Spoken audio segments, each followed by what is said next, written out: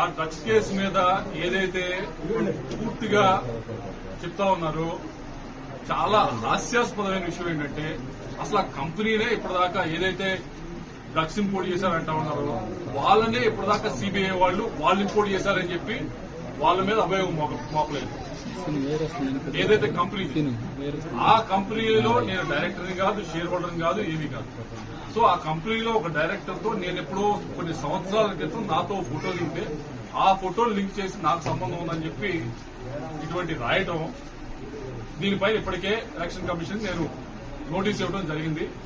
తొందరలోనే పరువు నష్టం దావా కూడా అయిపోతా ఉన్నాను. దానికి పరువు నష్టం దావా నా దమ్ముంది కాబట్టి నేను వేస్తా ఉన్నాను. దానికి సమాధానం చెప్పండి. ఇది మరీ హాస్యాస్పదం. ఎక్కడో నాకు రోజు 100 మంది ఫోటో దిగుతారు.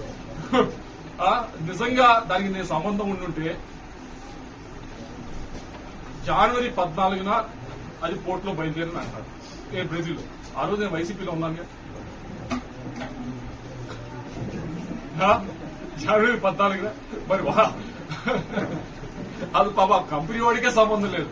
ఆ కంపెనీ వాళ్ళే ఇప్పటిదాకా తప్పు చేశారని చెప్పి సిబిఐ గాని ఇంటర్పోల్ గాని ఒక్కరు కూడా ఆ కంపెనీనే రానట్లేదు.